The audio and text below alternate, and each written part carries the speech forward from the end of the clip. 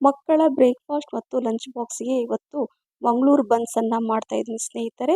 ಇದು ಮಕ್ಕಳಿಗೆ ಬೆಳಗ್ಗೆ ಬ್ರೇಕ್ಫಾಸ್ಟ್ ಕೂಡ ಆಗುತ್ತೆ, ಹಾಗೆ ಲಂಚ್ ಬಾಕ್ಸಿಗೆ ಕೂಡ ಇಷ್ಟಪಟ್ಟು ತಿಂತಾರೆ. ಒಮ್ಮೆ ನೀವು ಕೂಡ ಇದೇ ರೀತಿ ಮಾಡಿ, ತುಂಬ ಚೆನ್ನಾಗಿರುತ್ತೆ. ಹೆಲ್ದಿಯಾಗಿ ನಾವು ಮಾಡ್ಬೋದು. ಯಾವ ರೀತಿ ಮಾಡೋದು ಅಂತ ನೋಡೋಣ ಬನ್ನಿ.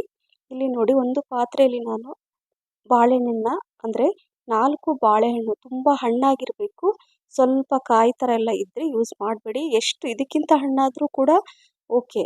ಅಂದರೆ ತುಂಬ ಹಣ್ಣಾಗಿರಬೇಕು. ಹಣ್ಣಾಗಿರುವ ಬಾಳೆಹಣ್ಣನ್ನು ನಾನು 4 ಬಾಳೆಹಣ್ಣನ್ನ ಇದರಲ್ಲಿ ಹಾಕ್ಕೊಳ್ತಾ ಇದ್ದೀನಿ ಒಂದು ಪಾತ್ರೆಯಲ್ಲಿ. ಸೊ ನೋಡಿ, ಈ 4 ಬಾಳೆಹಣ್ಣು ಎಷ್ಟು ಹಣ್ಣಾಗಿರುತ್ತೋ ಅಷ್ಟು ತುಂಬ ಚೆನ್ನಾಗಿರುತ್ತೆ ಈ ಮಂಗಳೂರು ಬನ್ಸು.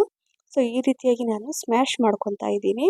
ಎಲ್ಲೂ ಗಂಟು ಅಂದರೆ ಬಾಳೆಹಣ್ಣು ಎಲ್ಲೂ ಗಂಟು ಗಂಟು ಥರ ಇರಬಾರ್ದು, ಇಲ್ಲ ಚೆನ್ನಾಗಿ ಸ್ಮ್ಯಾಶ್ ಮಾಡ್ಕೋಬೇಕು ನೋಡಿ ಈ ರೀತಿಯಾಗಿ. ಅದಕ್ಕೆ ಹೇಳಿದೆ ನಿಮಗೆ, ತುಂಬ ಹಣ್ಣಾಗಿರೋ ಬಾಳೆಹಣ್ಣೆ ತಗೊಳ್ಳಿ, ಬೇಗ ಸ್ಮ್ಯಾಶ್ ಮಾಡ್ಬೋದು ಮತ್ತು ರುಚಿ ಕೂಡ ಜಾಸ್ತಿ ಆಗುತ್ತೆ ಅಂತ. ನೋಡಿ, ಈಗ ಈ ಬಾಳೆಹಣ್ಣು ನಾನು ಈ ರೀತಿಯಾಗಿ ಸ್ಮ್ಯಾಶ್ ಮಾಡ್ಕೊತಾ ಇದ್ದೀನಿ. ನೋಡಿ, ಬೇಗ ಕೂಡ ಸ್ಮ್ಯಾಶ್ ಆಯಿತು, ಯಾಕಂದರೆ ತುಂಬ ಹಣ್ಣಾಗಿತ್ತು ಬಾಳೆಹಣ್ಣು, ಹಾಗಾಗಿ ನೋಡಿ ಈ ರೀತಿಯಾಗಿ ಬರಬೇಕು. ಸೊ ಈ ಬಾಳೆಹಣ್ಣು ತುಂಬ ಸಿಹಿ ಇರುತ್ತೆ, ಹಾಗಾಗಿ 4 ಬಾಳೆಹಣ್ಣು ತೊಗೊಂಡಿದ್ದೀನಿ. ಹಾಗೆ 4 ಸ್ಪೂನಷ್ಟು ಸಕ್ಕರೆ ಪುಡಿ ಹಾಕ್ಕೊಂಡಿದ್ದೀನಿ. ನೀವು ನೋಡ್ತಾ ಇರಬಹುದು, 4 ಸ್ಪೂನ್ ಹಾಕಿದ್ದೀನಿ ಮತ್ತು 1 ಸ್ಪೂನ್ ಅಂದರೆ 4ರಿಂದ 5 ಸ್ಪೂನಷ್ಟು ಸಕ್ಕರೆ ಪುಡಿನ ಹಾಕ್ಕೋಬೇಕು.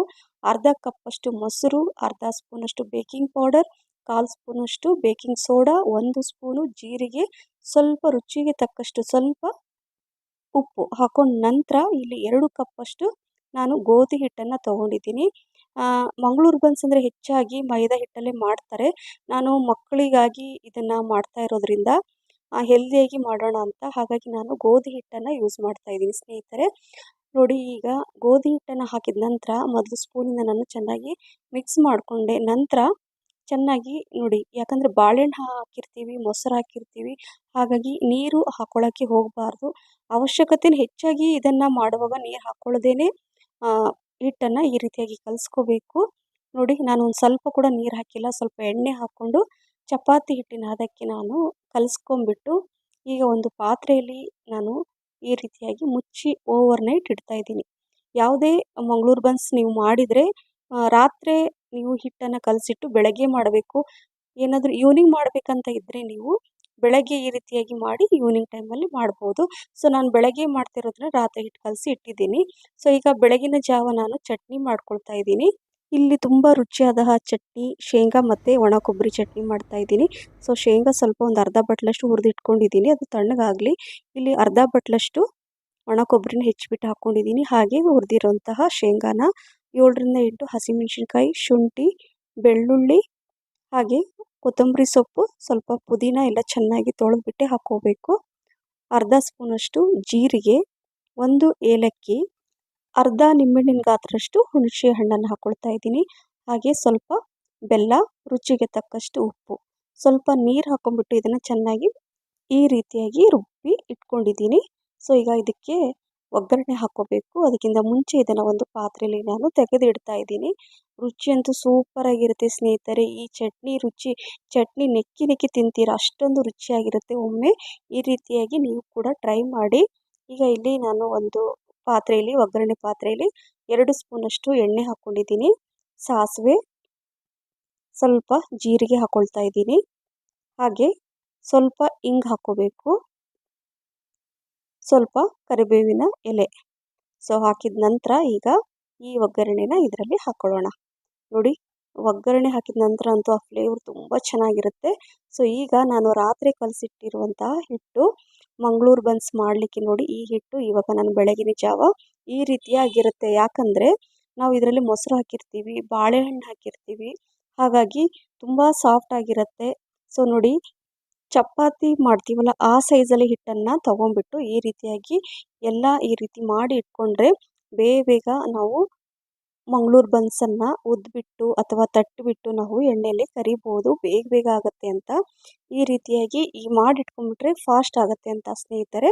ಸೊ ನೋಡ್ತಾ ಇದ್ದೀರಲ್ವ, ನಾವು ನಾರ್ಮಲ್ ಪೂರಿ ಮಾಡ್ತೀವಲ್ವ ಆವಾಗ ಹಿಟ್ಟನ್ನು ಕಡಿಮೆ ತೊಗೊಳ್ತೀವಿ, ಬಟ್ ಮಂಗಳೂರು ಬನ್ಸಿಗೆ ಹಾಗಲ್ಲ, ಹಿಟ್ಟು ಸ್ವಲ್ಪ ಜಾಸ್ತಿನೇ ತೊಗೋಬೇಕು. ದಪ್ಪ ಇದ್ರೇ ಅದು ಚೆನ್ನಾಗಿ ಬರುತ್ತೆ. ನೋಡಿ, ಕೆಳಗಡೆ ಸ್ವಲ್ಪ ಎಣ್ಣೆ ಹಾಕ್ಕೊಂಡಿದ್ದೆ ನಾನು. ನೋಡಿ, ಕೈಯಿಂದ ಕೂಡ ಈ ರೀತಿಯಾಗಿ ತಟ್ಕೋಬೇಕು. ಗ್ಯಾಸ್ ಮೇಲೆ ಎಣ್ಣೆ ಕೂಡ ಬಿಸಿ ಆಗ್ತಾ ಇರುತ್ತೆ. ಈ ರೀತಿಯಾಗಿ ಎಣ್ಣೆ ಹಾಕಿಬಿಟ್ಟು ತಟ್ಟಿ ನಾವು ಪೂರಿ ಅಂದರೆ ಮಂಗಳೂರು ಬನ್ಸ್ ಮಾಡಿಕೊಂಡ್ರೆ, ಈಗ ನಾವೇನು ಫ್ರೈ ಮಾಡಿರ್ತೀವಲ್ವ ಆ ಎಣ್ಣೆ ಕೂಡ ಹಾಳಾಗಲ್ಲ. ಹಿಟ್ಟು ಹಾಕ್ಬಿಟ್ಟು ಲಟ್ಟಿಸಿ ನಾವು ಹಾಕಿದರೆ ಏನಾಗುತ್ತೆ, ಎಣ್ಣೆ ಸ್ವಲ್ಪ ಹಾಳಾಗಿಬಿಡುತ್ತೆ. ಹಾಗಾಗಿ ಯಾವುದೇ ಪೂರಿ ಐಟಮ್ ಮಾಡಿದರೆ ಈ ರೀತಿಯಾಗಿ ಲೈಟಾಗಿ ಸ್ವಲ್ಪ ಎಣ್ಣೆ ಹಾಕ್ಕೊಳ್ಳಿ. ಎಣ್ಣೆಯಿಂದ ಈ ರೀತಿ ತಟ್ಕೊಂಡ್ರೆ ಎಣ್ಣೆ ಕೂಡ ಹಾಳಾಗಲ್ಲ. ಹಾಗಾಗಿ ನಾನು ಇದೇ ರೀತಿಯಾಗಿ ಮಾಡ್ಕೊಳ್ಳೋದು. ಸೊ ನೋಡಿ, ಇದೇ ರೀತಿಯಾಗಿ ನಾನು ಕೈಯಿಂದ ತಟ್ಟು ಕೂಡ ನಿಮಗೆ ತೋರಿಸಿದೆ. ಹಾಗೆ ನಿಮಗೆ ಕೈಯಿಂದ ಆಗಲಿಲ್ಲ ಅಂದರೆ ಈ ರೀತಿ ಚಪಾತಿ ಲಟ್ಟಣಿಗೆ ಇರುತ್ತಲ್ವ, ಅದರಿಂದ ಈ ರೀತಿಯಾಗಿ ಲಟ್ಟಿಸ್ಕೊಂಡು ನೀವು ಇಟ್ಕೊಂಡ್ರೆ ನೋಡಿ, ಈ ರೀತಿಯಾಗಿ ದಪ್ಪ ಇರಬೇಕು, ತುಂಬ ತೆಳುವಾಗಿ ಮಾಡ್ಕೋಬಾರ್ದು. ಇದೇ ರೀತಿ ನಾನು ಸ್ವಲ್ಪ ಎಣ್ಣೆ ಹಾಕಿಬಿಟ್ಟು ಈ ರೀತಿಯಾಗಿ ಪೂರಿನ ತಟ್ಕೊಳ್ತೀನಿ. ಬನ್ಸನ್ನು ನೋಡಿ, ಈ ರೀತಿಯಾಗಿ ದಪ್ಪವಾಗೇ ಇರಬೇಕು. ಒಂದು ಪ್ಲೇಟಲ್ಲಿ ನೋಡಿ ಈ ರೀತಿ ಮಾಡಿಟ್ಕೊಂಡ್ಬಿಟ್ರೆ ಬಿಸಿ ಬಿಸಿಯಾಗಿ ಮಂಗಳೂರು ಬನ್ಸ್ ಬೇಗ ಬೇಗನೆ ಮಾಡ್ಬೋದು. ನೋಡಿ, ಎಲ್ಲೂ ಕೂಡ ಸ್ಟಿಕ್ ಆಗಿಲ್ಲ. ಇಷ್ಟೆಲ್ಲ ಮಾಡಿಟ್ಕೊಂಡ್ರೂ ಕೂಡ ಒಂದಕ್ಕೊಂದು ಅಂಟ್ಕೊಳ್ಳೋದಿಲ್ಲ, ಯಾಕಂದರೆ ನಾವು ಎಣ್ಣೆ ಹಾಕಿಬಿಟ್ಟೆ ಉದ್ದಿದ್ದೀವಿ. ಹಾಗಾಗಿ ಇದು ಒಂದಕ್ಕೊಂದು ಸ್ಟಿಕ್ ಆಗಲ್ಲ. ಸೊ ಈಗ ಕಾದಿರುವ ಎಣ್ಣೆಯಲ್ಲಿ ನಾನು ಒಂದೊಂದಾಗಿ ಈ ರೀತಿಯಾಗಿ ಹಾಕಿಬಿಟ್ಟು ಮಂಗಳೂರು ಬನ್ಸನ್ನು ರೆಡಿ ಮಾಡಿ ಇಡ್ತಾ ಇದ್ದೀನಿ. ನೋಡಿ, ಈಗ ಈ ಥರ ಹಾಕಿಬಿಟ್ಟು ಸುಮ್ಮನೆ ಬಿಡಬಾರ್ದು. ಒಂದು ಸ್ಪೂನಿಂದ ಈ ಥರ ಪ್ರೆಸ್ ಮಾಡಿ ನಿಧಾನಕ್ಕೆ, ಯಾಕಂದರೆ ತುಂಬ ದಪ್ಪ ಇರುತ್ತೆ ಇದು, ಫ್ರೈ ಮಾಡಲಿಕ್ಕೆ ಸ್ವಲ್ಪ ಟೈಮ್ ಬೇಕು.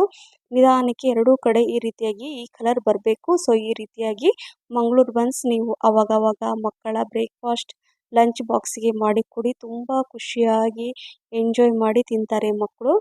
ಮಂಗಳೂರು ಬನ್ಸ್ ಅಂದ ತಕ್ಷಣ ಮಂಗಳೂರಿಗೆ ಹೋಗ್ಬಿಟ್ಟೆ ತಿನ್ನಬೇಕು ಅಂತ ಏನೂ ಇಲ್ಲ ಸ್ನೇಹಿತರೆ. ಆವಾಗವಾಗ ನಾವು ಮನೆಯಲ್ಲೇ ಈ ರೀತಿಯಾಗಿ ಮಾಡಿ ಕೊಟ್ಟರೆ ಎಲ್ರಿಗೂ ಖುಷಿಯಾಗತ್ತೆ.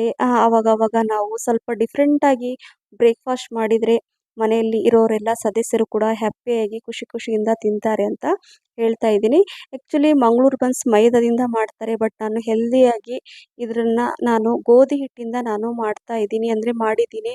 ಗೋಧಿ ಹಿಟ್ಟನ್ನು ಯೂಸ್ ಮಾಡಿ ಈ ಮಂಗಳೂರು ಬನ್ಸ್ ಹೆಲ್ದಿಯಾಗಿ ಮಾಡಿದ್ದೀನಿ. ನೀವು ಕೂಡ ಆರೋಗ್ಯಕರವಾದ ಈ ಮಂಗಳೂರು ಬನ್ಸ್ ಮಾಡಿ ಮಕ್ಕಳಿಗೆ ನೀವು ಕೂಡ ತಿನ್ನಿ. ಬ್ರೇಕ್ಫಾಸ್ಟ್ ಲಂಚ್ ಬಾಕ್ಸ್ಗೆ ಸೂಪರಾಗಿರುತ್ತೆ. ನೋಡಿ, ನಿಮಗೆ ತೋರಿಸ್ತೀನಿ. ಸೊ ಎಲ್ಲ ಪೂರಿನ ನಾನು ಅಂದರೆ ಮಂಗಳೂರು ಬನ್ಸನ್ನು ಮಾಡಿ ನಿಮಗೆ ತೋರಿಸ್ತೀನಿ. ನೋಡಿ, ಇದು ಎಷ್ಟು ಚೆನ್ನಾಗಿ ಬಂದಿದೆ, ಎಷ್ಟು ಸಾಫ್ಟ್ ಇದೆ ಅಂದರೆ ನಿಮಗೆ ತಿಂದ ಮೇಲೆ ಗೊತ್ತಾಗುತ್ತೆ ಇದರ ರುಚಿ. ಅಷ್ಟೊಂದು ರುಚಿಯಾಗಿರುತ್ತೆ. ಸೊ ಈ ಚಟ್ನಿ ಜೊತೆ ಅಂದರೆ ಶೇಂಗಾ ಮತ್ತು ಒಣ ಕೊಬ್ಬರಿ ಹಾಕಿ ಮಾಡಿದಂತಹ ಚಟ್ನಿ ಜೊತೆ ಈ ಮಂಗಳೂರು ಬನ್ಸ್ ತಿಂತಾ ಇದ್ದರೆ ವಾವ್, ಏನು ರುಚಿ ಅಂತೀರಾ, ನೀವು ಮರೆಯೋಕ್ಕೆ ಆಗಲ್ಲ, ಅಷ್ಟೊಂದು ರುಚಿಯಾಗಿರುತ್ತೆ ಸ್ನೇಹಿತರೆ. ಸೊ ಮಿಸ್ ಮಾಡದೆ ನೀವು ಮಾಡಿ, ಖಂಡಿತವಾಗ್ಲೂ ನಿಮಗೆ ತುಂಬ ಇಷ್ಟ ಆಗುತ್ತೆ. ಇಷ್ಟ ಇಲ್ಲ ಅಂತ ಹೇಳೋಕ್ಕೆ ಚಾನ್ಸೇ ಇಲ್ಲ. ನಾನು ಬೆಳಗ್ಗೆ ಬ್ರೇಕ್ಫಾಸ್ಟಿಗೆ ಕೂಡ ಮಕ್ಕಳಿಗೆ ಕೊಟ್ಟಿದ್ದೀನಿ, ಹಾಗೆ ಅವರಿಗೆ ಲಂಚ್ ಬಾಕ್ಸಿಗೆ ಕೂಡ ಈ ರೀತಿಯಾಗಿ ನಾನು ರೆಡಿ ಮಾಡಿ ಇಡ್ತಾ ಇದ್ದೀನಿ. ಆ್ಯಕ್ಚುಲಿ ಮಕ್ಕಳಿಗೆ ಈ ಥರ ಏನಾದರೂ ಸ್ಪೆಷಲ್ ಏನಾದರೂ ಮಾಡಿ ಹಾಕಿದರೆ ಫ್ರೆಂಡ್ಸಿಗೆ ಕೂಡ ಸ್ವಲ್ಪ ಅಂದರೆ ಶೇರ್ ಮಾಡಿ ತಿಂತಾರೆ. ಹಾಗಾಗಿ ನಾನು ಸ್ವಲ್ಪ ಜಾಸ್ತಿನೇ ಹಾಕ್ತೀನಿ. ಸೊ ಚಟ್ನಿ ಕೂಡ ನಾನು ಬಾಕ್ಸಲ್ಲಿ ಹಾಕಿ ಮಕ್ಕಳಿಗೆ ಕೊಟ್ಟು ಅವ್ರಿಗಂತೂ ತುಂಬ ಹ್ಯಾಪಿ ಆಗುತ್ತೆ ಮಕ್ಕಳಿಗೆ. ನೀವು ಕೂಡ ನಿಮ್ಮ ಮಕ್ಕಳಿಗೆ ಮಾಡಿ ಕೊಡಿ. ನಿಜವಾಗ್ಲೂ ಮಕ್ಕಳು ತುಂಬ ಖುಷಿ ಪಡ್ತಾರೆ. ನಾವು ಹೊರಗಿಂದ ತಂದು ತಿನ್ನಿಸೋದಕ್ಕಿಂತ ನಾವೇ ಮಕ್ಕಳಿಗೆ ಈ ರೀತಿಯಾಗಿ ವೆರೈಟಿ ಬ್ರೇಕ್ಫಾಸ್ಟ್ ಮಾಡಿಕೊಟ್ರೆ ತುಂಬ ಖುಷಿಯಾಗಿ ಎಂಜಾಯ್ ಮಾಡಿ ತಿಂತಾರೆ ಅಂತ ಹೇಳ್ತಾ ಇದ್ದೀನಿ. ಸೊ ಚಟ್ನಿ ಹಾಕಿದ್ದೀನಿ, ಹಾಗೆ ಅವರಿಗೆ ಫ್ರೂಟ್ಸ್ ಪಪ್ಪಾಯ ಕೂಡ ಮಕ್ಕಳ ಶಾರ್ಟ್ ಬ್ರೇಕಿಗೆ ಹಣ್ಣನ್ನು ತಿಂತಾರೆ. ನಂತರ ಲಂಚಿಗೆ ಈ ರೀತಿಯಾಗಿ ಅವರಿಗೆ ಮಾಡಿಕೊಟ್ರೆ ಬಾಕ್ಸ್ ಫುಲ್ ಖಾಲಿ ಮಾಡ್ಕೊಂಡು ಬರ್ತಾರೆ ಸ್ನೇಹಿತರೆ. ಮಿಸ್ ಮಾಡದೆ ನೀವು ಕೂಡ ಮಾಡಿ ಅಂತ ಪದೇ ಪದೇ ಹೇಳ್ತಾ ಇದ್ದೀನಿ. ಮಂಗಳೂರು ಬನ್ಸ್ ಅಂದರೆ ಎಲ್ರಿಗೂ ಇಷ್ಟ ಆಗುತ್ತೆ, ಹಾಗಾಗಿ ಮಕ್ಕಳಿಗಂತೂ ತುಂಬ ಇಷ್ಟ ಆಗುತ್ತೆ. ಹಾಗಾಗಿ ನಿಮಗೆ ಪದೇ ಪದೇ ಹೇಳ್ತಾ ಇರೋದು. ಸೊ ಈ ರೀತಿಯಾಗಿ ನನ್ನ ಮಕ್ಕಳ ಲಂಚ್ ಬಾಕ್ಸನ್ನು ನಾನು ಪ್ಯಾಕ್ ಮಾಡಿ ಕೊಡ್ತೀನಿ. ತುಂಬ ಇಷ್ಟಪಟ್ಟು ತಿಂತಾರೆ. ಸೊ ಈ ರೆಸಿಪಿ ನಿಮ್ಗೆ ಇಷ್ಟ ಆಗಿದ್ದರೆ ಲೈಕ್, ಶೇರ್, ಕಮೆಂಟ್ಸ್ ಮತ್ತು ಸಬ್ಸ್ಕ್ರೈಬ್ ಮಾಡೋದನ್ನು ಮರಿಬೇಡಿ. ಮತ್ತೆ ಇನ್ನೊಂದು ಹೊಸ ರೆಸಿಪಿ ಜೊತೆ ಸಿಗ್ತೀನಿ. Thank you for watching. Bye.